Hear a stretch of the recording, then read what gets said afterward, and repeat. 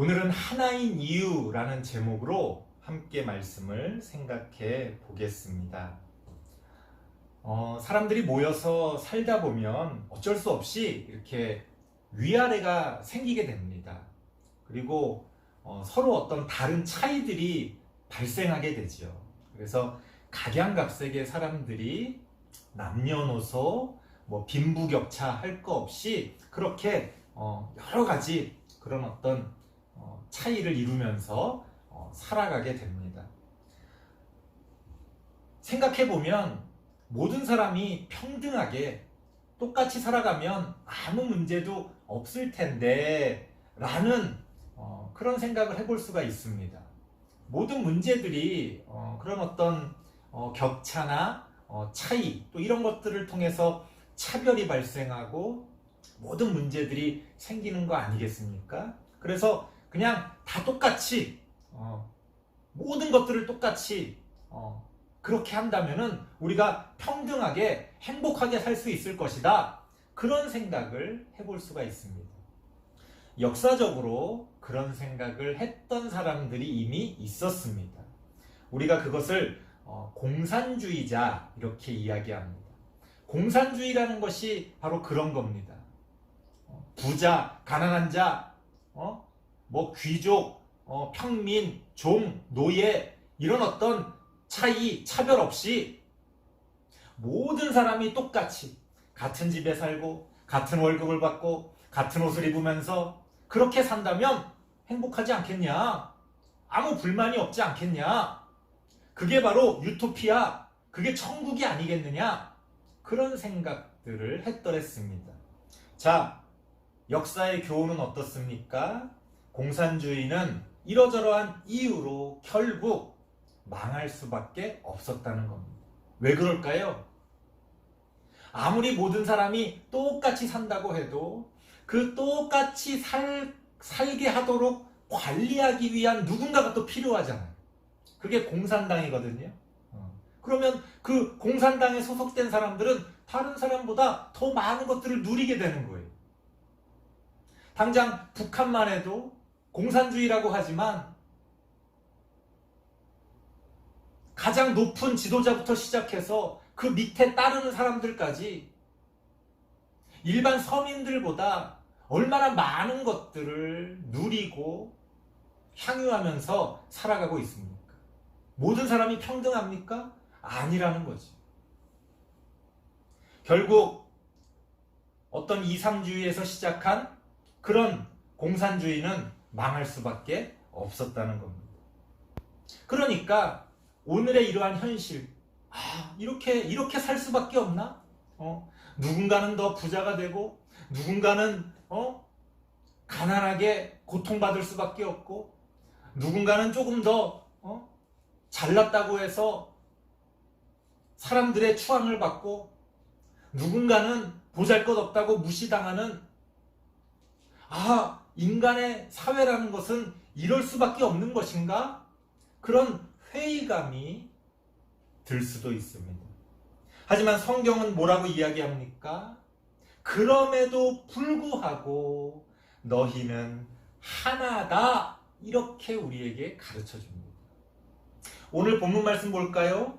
너희가 유대인이냐? 너희가 헬라인이냐? 상관없다.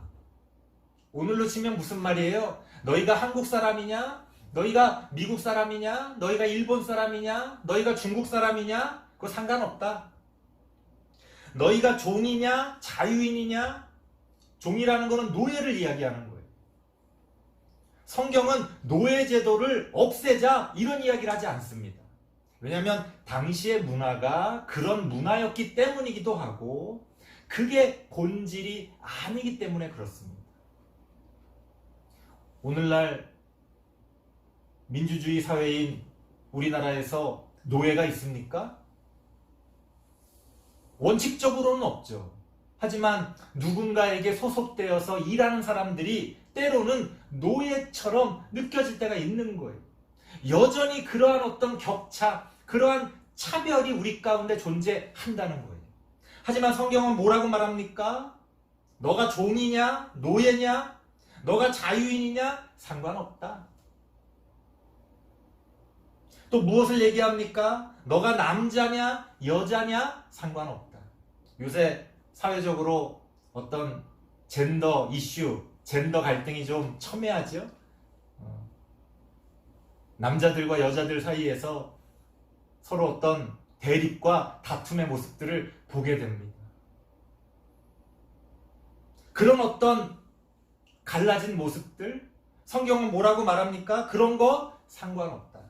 그런 모든 차이와 차별과 격차에도 불구하고 너희는 하나다. 성경은 우리에게 그렇게 얘기합니다. 어떻게 이런 상황에서, 이런 상태에서 우리가 하나일 수 있는 걸까요? 여기서 우리는 이 하나라는 것을 서로 똑같다라는 의미로 생각하면 안 됩니다. 앞서 말씀드렸던 것처럼 똑같을 수가 없기 때문이죠. 태어날 때부터 생긴 게 다르고 능력이 다르고 가진 게 다르고 또 살아가다 보면 자신들에게 다가오는 행운도 다르고 모든 것들이 다 다른데 어떻게 우리가 똑같을 수가 있겠어요? 그러니까 성경이 말하는 하나라는 것은 똑같다라는 의미가 아니라 우리 모두가 서로 연결되어져 있다는 의미에서 하나를 얘기하고 있는 겁니다. 서로 다른 모습이지만 그것이 서로 유기적으로 연결되어져 있을 때 하나라고 부를 수 있겠죠. 우리의 눈, 코, 입 서로 얼마나 다릅니까? 완전히 다르죠. 모습도 다르고 기능도 다르고 하지만 하나의 몸을 이루고 있는 하나라고 얘기할 수 있다는 겁니다. 이 세상을 구성하는 많은 사람들뿐 아닙니다. 이 세상의 많은 자연, 동식물, 심지어 광물까지 그 모든 것들은 다 하나로 연결되어져 있다는 거예요. 성경은 그런 의미에서 우리에게 하나라고 이야기합니다. 너희가 하나라는 사실을 잊지 말아라. 그게 중요하다는 거예요. 억지로 격차를 없앤다고 해봤자 또 다른 격차가 발생합니다. 하지만 우리가 서로 하나로 연결되어져 있다는 걸 깨닫는다면 그 모든 격차라는 것이 의미가 없어진다는 거예요. 예를 들어 내가 벌레를 싫어한다고 해서 이 세상의 벌레를 다 없애버리면 어떻게 됩니까? 사람도 살 수 없게 됩니다. 벌레가 있어야 그 벌레를 통해서 꽃이 서로 번식하고 자라나고 그래서 이 세상에 산소를 만들고 우리의 먹을거리를 만들고 하는 거 아닙니까? 벌레가 없다면 당장엔 기분 좋겠죠. 아, 깨끗하다. 징그러운 벌레 없으니까 살 것 같다. 하지만 결국 사람도 죽을 수밖에 없다는 겁니다. 멸망할 수밖에 없다는 겁니다. 이런 식으로 우리는 서로 연결되어져 있다는 거예요. 그래서 성경은 우리에게 너희는 하나다 이렇게 가르치고 있는 겁니다. 사람들과의 관계도 마찬가지입니다. 서로 너무나 다르고 싫어서 차라리 상대방이 없어지면 무조건 좋을 것 같지만 그렇지 않다는 거예요. 당장 이 사람하고의 차이 때문에 이 사람을 없애버리면 또 다른 차이가 발생하지 않습니까? 또 발생합니다. 그럼 그 사람하고는 또 어떨까요? 또 없애버려? 또 없애버려? 이 세상에 나만 남겠죠. 내 마음에 쏙 들고 내 마음과 딱 맞고 나처럼 나를 잘 이해해주는 상대방이 이 세상에 어디에 있습니까?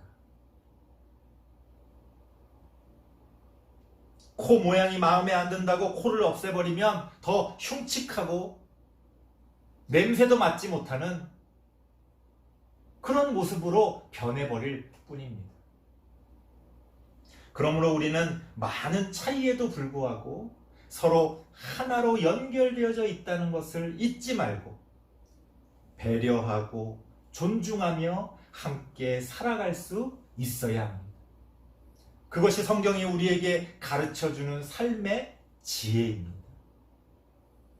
누군가는 돈이 많아서 더 부유하게 많은 것들을 누리고 살아갈 수 있겠지요.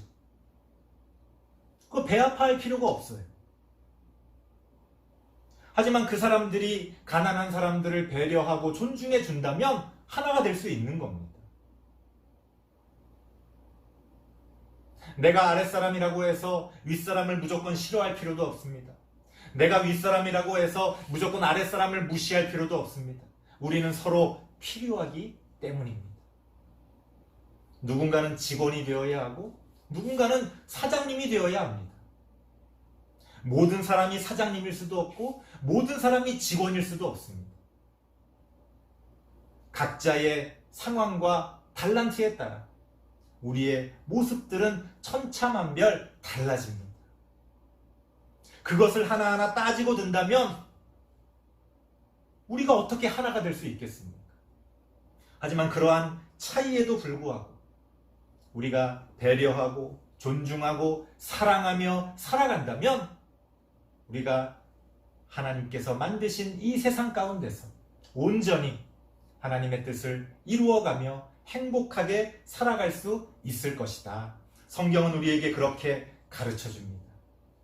여러분도 모든 것들, 이 세상의 모든 것들이 하나로 연결되어져 있다는 것을 잊지 말고 하나님 안에서 더불어 함께 살아갈 줄 아는 그런 지혜를 갖게 되시기를 바랍니다. 기도하겠습니다. 하나님 감사합니다. 부족한 우리들이지만 하나님이 가르쳐 주시는 진리의 말씀을 따라 살아가길 원합니다. 서로 하나임을 우리가 기억하며 그 모든 차이와 차별에도 불구하고 우리가 함께 살아갈 줄 아는 그러한 지혜를 얻을 수 있도록 하나님 함께하여 주시옵소서.